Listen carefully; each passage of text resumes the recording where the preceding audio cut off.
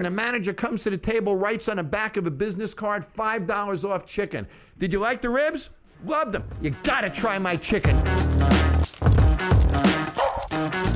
You should do 4 posts on Instagram, 7 on Twitter, 5 on Facebook, and I think you should start a barbecue podcast and put out a show once a week. Old school marketing or new school social media marketing? Which works better for growing restaurant sales? A lot of old school restaurant guys, they don't want to fool with the social media marketing. And hey, their sales are super strong, so why do they need to fool with that stuff anyway? But the young guys say, you better get with the times, Pops. You better understand the social media because that's the wave of the future. So who's right? We're going to talk about it today. I'm going to be showing you a clip from a podcast with Gary Vaynerchuk. He is on the cutting edge of social media. He owns a media company called VaynerX, and you should definitely follow his content. But watch out, he cusses. Yeah, so I run a barbecue restaurant in Lexington, Kentucky, and you guys are marketing geniuses, both of you. So just, what advice do you have for small guys like me, competing with the big guys out there? If you buy a guest through traditional media, the cost of that guest is typically $40 to $80. What does that mean, $40 to $80? Well, traditional media is spending the money to create a television commercial and then putting it on TV, and that's very expensive, buying the advertising time. Then you're gonna have billboards, radio, print media, coupons. The cost to acquire a new guest to come to your restaurant is very expensive. $40 to $80, John says. So let's say your rib dinner costs you $5. Food costs, the ribs, the potato, the platter, the whole thing. I would give out 100 coupons for a free rib dinner to people that have never been there before. 100 coupons for free rib dinners. So a lot of old school guys are not gonna like this at all. Giving out free food. I mean, 100 coupons for 100 dinners, that's, $2,000 or something like that if you think about how much a rib dinner costs. And he's giving away 100 of them for free. What the heck are you thinking, John? What are you thinking? No restrictions. So now, Gary walks up to the front door with a coupon. I got a coupon for a free rib dinner. Never been here before. Come on in. First of all, I don't pay till they come. Second, I'm paying $4.65, not $40 to $60 per each customer. And then here's something that nobody else will tell you. If somebody goes to a restaurant for the first time and has a flawless experience, the statistical likelihood of them doing a second visit is about 40%. They come back a second time and have a flawless experience. The statistical likelihood of a third visit is still about 42%. The third time they come, the statistical likelihood of a fourth visit is over 70%. So you got to market to 3 visits, not 1. Visit 1, free rib dinner. You sit them down, put a red napkin on the table, not a white one. Identify him as a first-time customer, connect with them, and work to get them back a second time and a third time. Once they're there the third time, you own them. Think about the cost he's talking about. Instead of $40 to $80, even though you're giving them a free rib dinner, which their perceived value is, say, $20, it actually only costs you like $4 or $5 to make that. So $4 or $5 you pay to get them in there, and you don't pay the $4 or $5 unless they actually show up. As opposed to when you're throwing out a ton of TV commercials, you're paying whether they show up or not. So this is genius. It's really good. I like this a lot. Thing is genius, because in a fast casual environment, we're not hitting that table side. Let me give you a napkin that's red on the table. Can I detail that for him? Go ahead. Okay, so you put a red napkin at the table. Gary sits down, he's eating dinner. Now he's getting his free rib dinner, orders water, costs him nothing. I know he's a first-time customer because he's got a red napkin. When he's leaving, the manager comes to the table, writes on the back of a business card, $5 off chicken. Did you like the ribs? Loved them. You gotta try my chicken. Come in for the chicken. Now I'm prompting a second visit, not with a printed coupon, a handwritten card. Now he comes in for the second visit, drops the business card on the table. Everybody knows this is a second visit because red napkin was the first visit.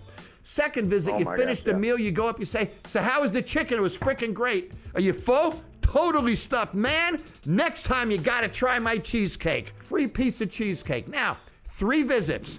Ribs cost me $5. A piece of cheesecake. Oh, I thought a pizza flavored cheesecake. I was like, that's fucking brilliant. So the rib dinner cost me $5. The chicken was a washout because it was a discount. That's right. The cheesecake is $1.35. For about $6, you got 3 visits out of them with a 70% likelihood of a fourth. That's the way you market a restaurant within the 4 walls of it. That is huge, right? That's Chandler, why you two are the best. Chandler, let me give you one more for the road, mister. So of course, it's Gary's show, and this is the best advice. This is a fantastic piece of advice John's given, but Gary is I thought he's just gonna come in and give a little extra advice. But man, the twist he puts on it, this is what he does. This is amazing. This is the new time. There was a very interesting thing that John said, because I grew up in that environment too. And John's from the traditional marketing world that we grew up in, pulling from his world.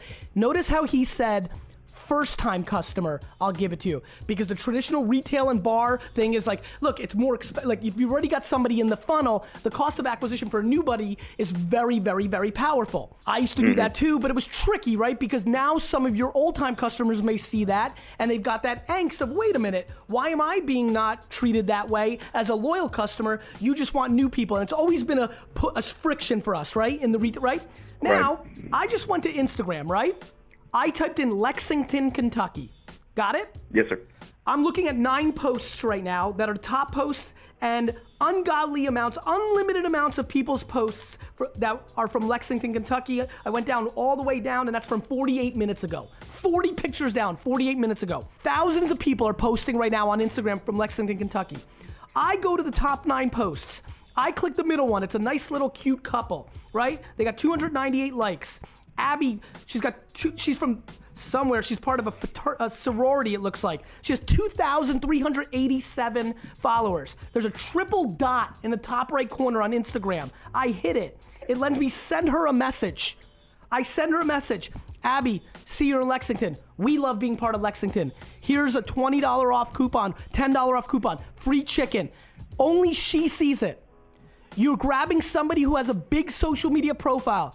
You've not hurt any of your loyal customers like me and John had to back in the day. She comes and she posts a picture of the food and creates word of mouth. Now that $5 acquisition created no friction to loyal customers. And because she's now media, she amplifies it, and you're getting an $80, $500, $4,000 media amplification against your $5. Don't get too caught up in that, because it is not really that difficult to work Instagram. Most people are doing it. Come on, old guys, we're doing it already on the Facebook and Instagram. But also, for instance, the Sonic app, we have the ability to directly send a coupon to somebody. You can directly send a gift card to someone through the app. There's definitely ways to do that where you don't have to physically find that person's address and mail them a coupon. It is not something that's impossible to do. It's very, very doable, and something that we don't need to just throw our hands up and say, I can't do that. We need to figure out how to do it. Anyway, good stuff. I like it. Almost done here. One thing, don't discount. People get addicted to discounts. They don't get addicted to free. That's right.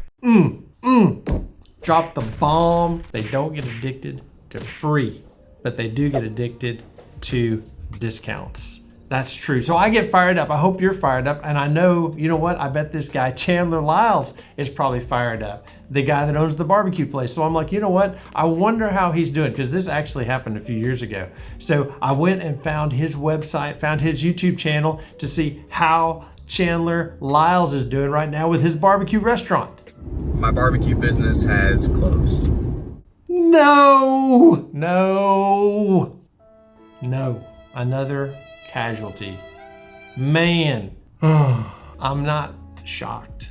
More restaurants close than stay open. And even though this guy seemed like a super sharp guy, now he's pivoted to a marketing company now, and I'll link the video that he describes why he went out of business. Always good to learn from other people's mistakes, so you want to go check out that video as well. I'll also link the entire video for the Gary Vee video that I took that clip from. But I don't want to leave you on a down note. I want to get you on an up note, because even though most people do fail in restaurants, a lot of people are very successful. And it was great for me and my family. I love the restaurant business. I just want to encourage you with 3 points to really take to heart if you're going to try to run a restaurant business. The first thing you want to do is make sure that the cleanliness of your restaurant, the quality of your food, and the service of your staff is really good. You don't want to invite a whole bunch of people to your restaurant, spend all that money, and then they get there and it's not good. That's just going to make you hurry up and go out of business quicker. Remember, the best marketing is a great experience. Number 2, The key to making a marketing plan like this one, like John explained, to work is consistency, and it is very hard to do. I used to go to my stores and I would give a great idea, or they would tell me a great idea they wanted to do. I'm like, go for it. Well, I'd come back a week or two later and say, how'd it go? And they said, it didn't work. I said, well, how many times did you try? Well, we tried once. Well, of course it didn't work. We only did it one time. Hey, the only way to make these things work is to make sure you tell everybody, you follow up, you train like crazy, and you're consistent over time. It's very difficult to do, but guess what? It grows your business. He said a 70% return on those guests. That is huge for your sales. It's gonna make a huge difference to your business. And because it's so difficult, most people don't do it, which is why your guests are gonna see it and they're gonna be so impressed. When you have step 1 and step 2 in place, then you can go on to step 3, social media, and really start to invite people to your place, start to show posts about how wonderful your restaurant is. But hey, don't think that just posting is gonna grow your business, because if you invite people to your restaurant and you don't deliver on the promise of that post, you're just gonna hurt your business. See rule number 1. So old school marketing and new school social media marketing need to work together to grow your business, but it's not easy. Even our buddy Chandler Lyle didn't make it in his barbecue place because it is such a challenge to keep a restaurant open. If you want to see some other challenges that are killing restaurants, you want to be sure and watch this video next.